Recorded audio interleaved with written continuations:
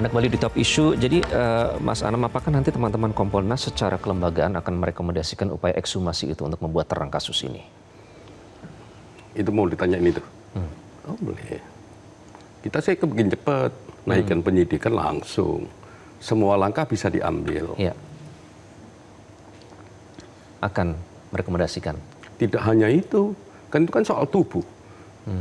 Tapi soal HP? Soal HP lagi-lagi. Iya, rekam jejak digital. Jadi semua prosedur ya kita akan uji, gitu maksimal enggak, dan kita mendukung agar maksimal apapun hasilnya. Gitu. Oke, nah nanti pengawasannya akan seperti apa, Mas? Karena kalau melihat HP-nya saja belum diungkap begitu hasil komunikasinya dan siapa juga yang membawa, siapa yang pertama kali menemukan. Mereka. Tahu sudah sebenarnya. Menurut Anda sebenarnya sudah ada semua ya? Tidak sulit ya. Enggak di polisi. Yang jelas tidak di polisi. Dan polisi tahu bahwa HP itu sangat perlu. Nah, sekarang timbul pertanyaan mengapa HP itu tidak kunjung dapat diambil oleh polisi gitu.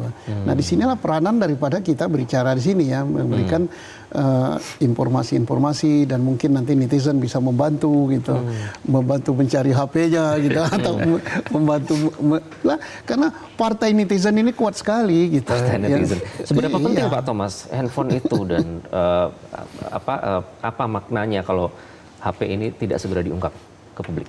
Ya, kita faktanya nggak terlalu banyak gitu ya. Pada kan HP itu kan sekarang jadi benda yang paling ya istri kenal di rumah nggak apa-apa, tapi HP jangan. Itu semua data-data ada di situ dan sekarang apalagi pejabat itu HP-nya nggak satu ya Pak ini. Ada beberapa ya. Satu untuk ini masalah ini, satu untuk ada tamu, ada itu. Penting sekali karena kan sekarang kehidupan kita juga ada di dalam HP. Siapa yang memanggil dia ke Jakarta? Apa Pak, informasi penting apa terutama Pak Susno? Apa informasi penting yang? Pertama yang informasi penting kan sebelum dia meninggal dia ini kan berada di Wangon. Siapa yang menyuruh dia datang ke Jakarta? Pasti tidak pakai surat kan? Zaman surat udah selesai. Pasti tidak pakai kurir. Pasti lewat HP. Nah, di HP itu akan terlihat siapa yang menghubungi dia untuk kembali di Jakarta. Setelah itu sebelum dia meninggal ada komunikasi apa? Dengan siapa? Apa yang dibicarakan? Semua baik komunikasi verbal ataupun komunikasi tertulis, lisan maupun itu ada semua di HP. Nah, persoalannya mengapa HP ini sulit ditemukan? Padahal bagi Polri mencari HP itu sudah dicemplungkan ke sungai pun bisa dia carinya. Teknologinya nah, sudah tetapi ada. Kita himbau bagi yang menyimpan HP itu segera kembalikan, segera serahkan pada Polri. Kenapa? Tanpa HP itu Polri masih bisa melacak pembicaraan itu. Karena ada email kan? Serta ya, email kan ada. Ya. Tiap berbicara, tiap berkomunikasi HP ini ada jodohnya kan, nggak mungkin saya ngirim apa namanya SMS ke bulan gitu ke nomor nggak jelas, pasti ada jodohnya. Nah itu dicari di jodohnya, berbicara dengan HP si A apa isinya bisa kelihatan, atau dimintakan juga ke operator apa yang dia punya ini, apakah Telkomsel, apakah Halo, apa lagi namanya. Secara hukum mereka berkewajiban untuk memberikan informasi itu, provider ini? Nggak, mereka siapa? Provider untuk memberikan informasi yang dibutuhkan asal diminta oleh secara resmi. Jangankan di Indonesia, di Amerika pun bisa kita minta gitu kan. Jadi artinya dalam era sekarang tidak kesulitan. Maka ini kita juga menghimbau pada Polda Metro dan saya yakin Polda Metro punya kemampuan untuk ini. Dan dia bisa mengungkap ini, hanya tinggal nanti kita untuk segerakan, karena ini memang kalau tidak bersegera ini berlanjut berlama-lama baru diekshumasi dan sebagainya akan timbul dugaan macam-macam di luar ini. Mas Anam, apakah ini semakin memperkuat bahwa ada pihak yang powerful yang melakukan perintangan penyidikan atau obstruction of justice? Iya, apapun itu, langkah pertama yang segera harus dilakukan oleh Polda Metro Jaya, oleh rekan-rekan kepolisian adalah ya minimal membuat LP model A. Ya toh, dengan semua hasil kerja saat ini itu bisa dinaikkan menjadi tahap penyidikan. Kan ini udah peristiwa pidana. Ya, kalau lihat cerita-cerita yang sekarang sudah beredar, tinggal ketika penyidikan artinya legitimasinya jauh lebih kuat, baru merangsek ke hal-hal yang lebih mendalam, ekshumasi, HP dan lain sebagainya. Karena kan di peristiwa pidana itu tugas kepolisian itu tidak hanya nyasar, misalnya kalau kematian tubuh manusia, ya, tapi juga aktivitas yang menyertainya, ya, atau aktivitas yang menyertainya, benda yang menyertainya dan lain sebagainya, sehingga membuat terangnya peristiwa. Di titik itulah juga akan tahu ini kematiannya penyebabnya apa, kenapa, aktivitas yang menyertainya apa, benda yang dibawanya apa dan lain sebagainya. Nah, di titik itu, ya, itu akan mendudukkan perkara ini terang.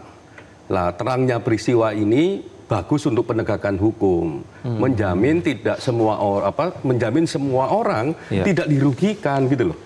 Ya, ini kan kalau menurut kami, kalau ini masih spekulasi kemana-mana, banyak pihak yang dirugikan. Bola liar. Jangan gitu. Ini akan buruk bagi penegakan hukum kita. Dan kalau pertanyaannya apakah Polda Metro memiliki kemampuan, saya kira memiliki kemampuan. Karena misalnya beberapa teman, beberapa media juga tanya ke kami, membandingkan kok kasus ini cepat, kok kasus ini walaupun rumit, akhirnya bisa dibongkar dan sebagainya. Ya, karena memang Polda Metro memiliki kemampuan untuk itu. Lah, oleh karenanya gunakan semua keterampilan yang dimiliki, ya, kewenangan yang dimiliki, ya, untuk memaksimalkan ini agar tidak terjadi spekulasi. Itu yang pertama. Yang kedua yang nggak kalah penting gini. Ayolah kita kooperatif, ya, bagi siapapun yang mengetahui peristiwa ini untuk kooperatif. Tidak hanya soal peristiwanya, tapi soal benda-bendanya. Misalnya soal benda-benda itu yang paling penting ya HP, ya, benda-benda yang melekat di saat-saat pertama di tubuh almarhum, apa ya, baju, selimut dan lain sebagainya. Nah, itu jadi penting untuk membuat terangnya peristiwa ini. Dan kalau ini sudah masuk ke penyidikan, itu tidak hanya ngomong moral, tapi ngomong kewajiban. Kalau enggak dipaksa Sita. untuk apa ya, untuk penegakan hukum. Nah, saya kira ayolah kita memastikan penegakan hukum kita itu baik, profesional dan akuntabel. Baik, Pak Thomas, artinya kan tidak terang-terang ya, malah semakin gelap. Apalagi kalau melihat detail-detail yang ditemukan oleh setidaknya orang yang menganalisa kematian Sutrimo yang janggal ini. Nah, apakah itu berarti semakin membuktikan bahwa ada pesan yang ingin disampaikan kalau dari banyaknya detail sembrono yang ditinggalkan di lokasi? Iya, begini, kan ada semacam ketakutan ya, siapapun untuk jadi saksi yang jujur, ya, karena ini kan kalau menurut saya nggak tahu, ada Pak Susno juga. Ini kan kita mau membongkar penjahat di kepolisian dan di kejaksaan, intinya gitu. Dan ini kayaknya baru terjadi sekarang itu. Jaksa dijaga polisi, tentara. Ini kan suatu hal yang menurut saya Orde Baru bisa dulu, kenapa bisa begitu? Dan ini saya pikir banyak yang terlibat tapi gelap. Jadi ini kasus. Karena itu makanya desakan untuk segera mengungkap, segera membuat terang itu tadi harus dilaksanakan oleh polisi untuk membuktikan juga ya. Polisi kan. Baik, nah kemudian pertanyaannya ukurannya apa begitu? Nanti kita akan bahas lebih lanjut apa ukuran keberhasilan penyidik dalam mengungkap kasus kematian almarhum Sutrimo. Kita akan kembali, tetaplah bersama kami.